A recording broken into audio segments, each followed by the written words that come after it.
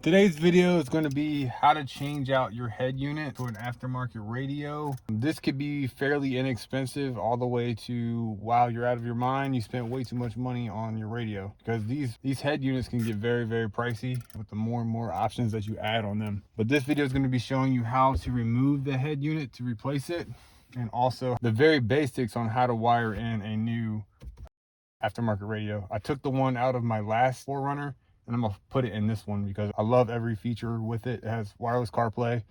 I can mirror my phone on it so I can watch YouTube or I can watch Netflix. It's an amazing radio. It is kind of pricey, but I bought it when it just came out, so it was really relatively cheap. It was like $399, but now they rose the price up to about $699. All right, so the very first thing you're gonna do, you're gonna take off these two pieces of trim right here. So how I do it, I just grab the bottom and basically you're gonna rotate it out. So you kind of like pull out and then it'll come out just like that. So pull it up, twist out. With this side, you got to pull it up, twist out that way. Comes out just like that. Don't be afraid of it, but also don't like try and break it. All right, after you get these side trims off, you're gonna take out this middle section right here. Grab it at the black trim right here, and then like pull it out, pull it out. Just one cord, a tension clip. Squeeze the center, pull it out. This whole piece is gonna come out as one piece, and then it's gonna be one connector connecting the hazards, and then there's gonna be a bunch of connectors in the back of this radio. There's nothing wrong with this radio. I like my aftermarket radio a lot better. All right, before you pull this assembly out, there's gonna be 4 screws.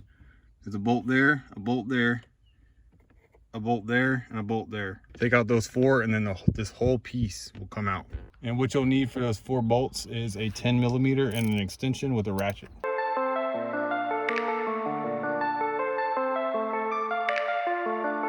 So now that you got those 4 bolts out, go ahead and grab it on one side and like pull it, and then grab it on the other side and pull it. This is all the connectors in the back of the radio. There's a lot going on back here because this radio is like navigation, Bluetooth, subwoofer. This thing can have literally everything. The hazard switch is right down there. As you can see on the left side, it's a push connector. You push it in the center and then pull it out just like that. And all of these are exactly the same way. You push the center, you pull it out. You push the center, you pull it out. This is everything that you took out the back of your radio. Antennas, radio wiring, speaker wires, satellite power for the fan. Yeah, let's go ahead and take it inside and wire in the new one. All right, so this is everything that we're going to be working with to replace our factory radio with our aftermarket radio. If y'all have any questions whatsoever, just drop them in the comments and I'll get to them as soon as I can. All right, so you've all seen me take out the factory radio, which is very easy to do. I hope a lot of you would agree. What I did next is I went on crutchfield.com. I'm gonna leave the link down below. And I'm not sponsored by them whatsoever. I don't have any sponsorships. I don't know what people keep asking me. I'm just very passionate about a lot of products, and Crutchfield has been around for quite a while, and their products are reliable. And if you have any problems like I did, they just sent me out a $150 harness for free because the other one burnt out on me. All right, so I'm gonna start with the obvious piece right here is the new trim. So basically, when you take this out, there's a big hole in your dash, so you need to fill it with something. This did not come with it. I just stuck this up there because I like the magnetic mount for my phone. But this is the trim that the radio is going to be sitting in. It sits like that. These pieces hold the radio to the trim. All right, this wiring right here, this is to the aftermarket radio. So there's a lot of stuff that you can do, like rear camera in, audio output. So if you want subs, if you want extra speakers, if you want video monitors in your car, I don't want any of that, but it's in this kit if you do want it. See, special auxiliary, front output, rear output. So there's a lot of stuff you can do with this radio. This radio is amazing. I love it. I've had it in the past 4 cars. I just take it out of the car, put it in another one, and then I sell the car. This is also to this radio. These are all your wires you need to hook up to your radio to make the radio function. Like these are your power wires. The black is your ground. The brown is the radio know that you just switched into reverse, so the rear camera will turn on. Orange is, you know how you turn on your headlights at night and all your lights dim? That's a dimmer switch. The greens are your speakers. The grays are your speakers, the purples are your speakers, the whites are your speakers. The pink is speed censored to make sure you're not driving when you watch videos with the radio. And then this back wire right here is the satellite. You put it as close to the window as possible so you can have good GPS. This is just a speaker. This kit that they sent out is specifically for the 4Runner. 2012 and up. All right, so this is what comes in this kit. This is a direct wiring harness for your vehicle. You know, all the plugs you unhooked from the radio, the factory radio, these plug into those to make it a lot easier for installation. And then there's your audio in, VSS, VHS for these hookups.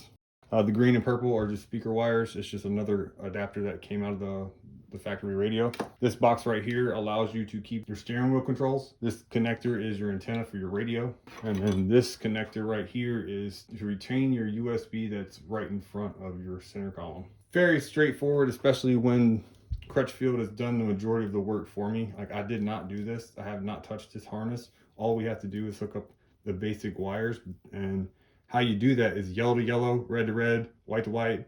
They made it dummy proof unless you want like crazy amount of technology in your car. Like if you want to put an amp, and if you want to put subs, monitors, that stuff takes more expertise. These kits have gotten easier and easier throughout the years. When I first started working on cars, I had to basically figure out what wire was what. So I had to cut it, test it, figure out what it is, and then go from there. Because when you put electricity up to a speaker wire, the speaker will hum. I don't know if y'all know that, but that's how I had to do it to figure out what wires did what.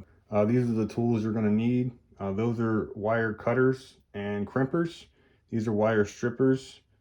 They also do crimp, but I don't like them for crimping. You will need some very small screwdrivers and also a big Phillips head screwdriver or a normal size. You want to pick yourself up either some soldering iron to connect the wires, but I use butt connectors because they're a lot easier. Basically what you do is you put the butt connector on, grab your crimpers, and then crimp it down, and then it's on the wire and it's secure, so it's not going to ground itself out.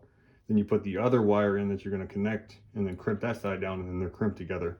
And then I wrap it with electrical tape so nothing will happen to this connector. All right, so you can come at this job in multiple different ways. A lot of people start on the wiring because they find it more complicating. But what I do is I start with the radio itself. Go ahead and put these on the radio, put these in the dash kit, and then you'll be ready for the wiring. But another thing you have to do is you have to remove these air vents. You have to remove the button, and you also have to remove these pieces of trim, because as you can see, the new panel does not have these. All right, so this panel right here goes into these, it lines up with these, and it sits in just like that. So this little stud right here basically holds this piece on until you get your screws in. So put the first piece on, grab your screws. Basically what I do is just the 4 corners. Put another screw in the corner. Put your other piece in. This bent piece right here goes at the bottom. So it's supposed to mirror this. Here's the new trim, here's the old trim. You see how these holes kind of mirror these holes?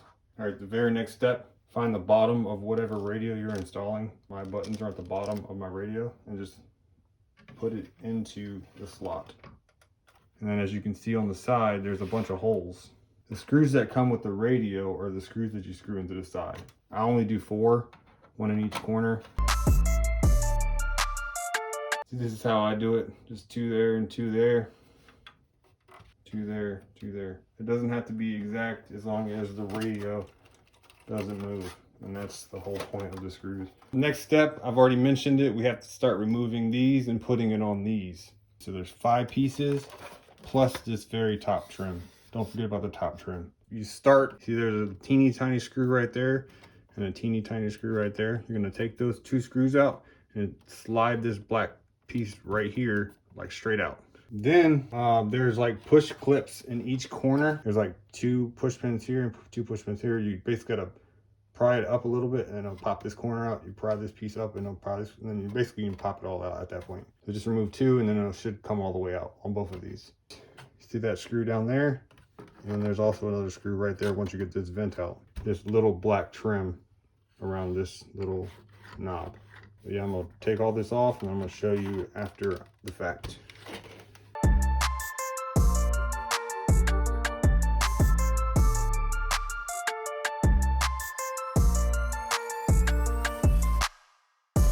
All right, so now that you can see everything out, this is the vent. This is the little piece of trim around the knob. This is that very top piece right here to cover up the gap. Also, don't forget your hazard button. So basically all you do, there's a tab there and a tab there. So you basically gotta push them both in and it'll slide straight out. How I do it, I just push one tab in and push, and then there you have your hazard button. Now that you got your radio right here, now the very first thing is the hazard button, and then follow the same steps in reverse order.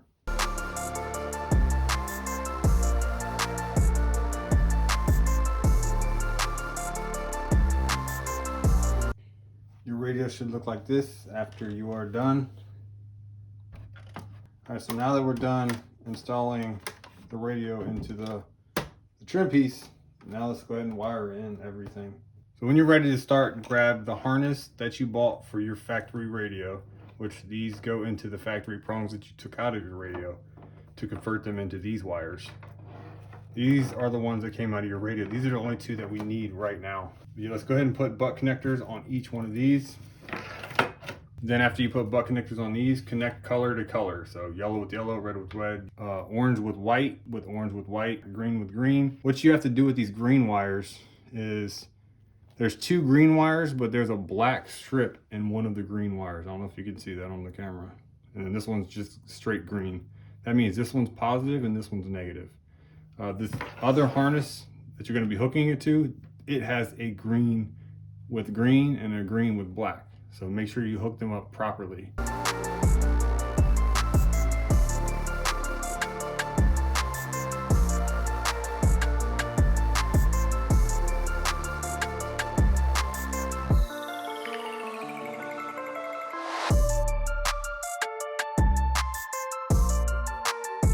All right, so once you get done, it's gonna look like this if you're gonna follow my methods.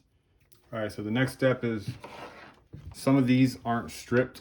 So grab you some wire strippers and then strip your wire just like that. Strip all your wires. That way when you put them in the butt connectors, you're ready to go. Some of them are already pre-cut. They pre-cut them for you. And all you gotta do is just pull off the end cap.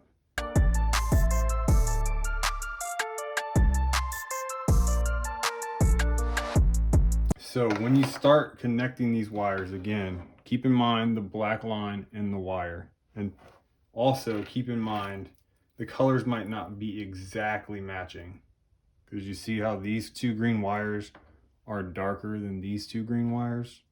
Well, it might not be able to pick it up on camera. This wire is a lot lighter than this green wire, but these are connected together.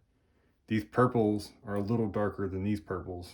These grays are a little bit darker than those grays. So you just got to keep in mind, they're not going to be identical.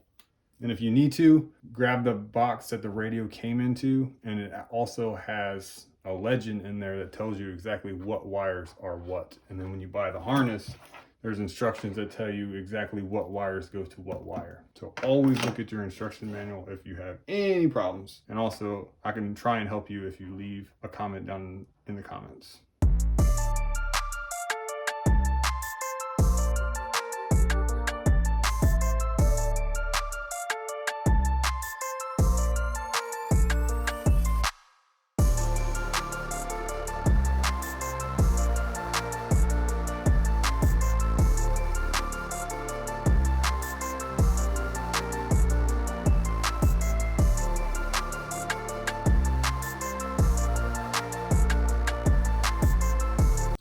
All right, now everything is all together. Everything looks nice and pretty. If you want to even make it even nicer, just go ahead and kind of condense it even more into one line like that, and wrap it with electrical tape. Your one going to your new steering wheel controls to make sure it still works. And then it's just one line from your radio to your factory wiring harnesses. And if you're going to buy a radio like mine, don't forget about the antenna, the GPS antenna. All right, now that we're back in the vehicle, we can start hooking everything back up. Everything is pretty much plug and play at this point.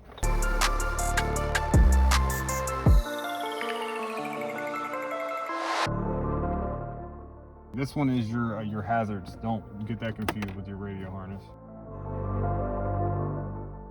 All right, so now let me grab the radio and let's test it out.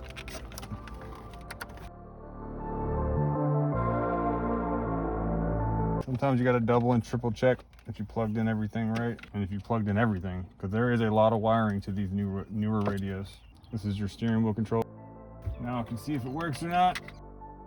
I'm not putting it all the way in there, I'm just setting it up there so I can turn the key and see if it works. Because you don't want to put everything away and make it look all nice and pretty and the radio don't work.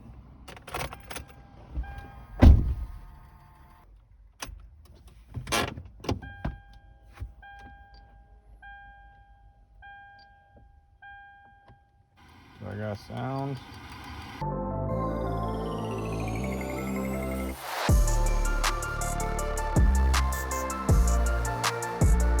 All right, so once everything's all working and good and you're happy with it, don't forget to plug in your hazard switch right here in the center. Make sure they work. Then what you're gonna do is basically you're gonna grab all your wires and kind of like tuck them behind the glove box, because there is an open area right here. It's perfect for wiring. Then you're gonna put 2 screws in right down here at the bottom. You're gonna put those 2 bolts back in, put your 2 side trim pieces back on, and then you're done. This is basically what it looks like when you're all done. Now that you got it all put back together, go on ahead and enjoy. Go on ahead and enjoy. If you found this video helpful, if you learned anything, give it a thumbs up. Also, drop your questions and comments down below. Catch you on the next one.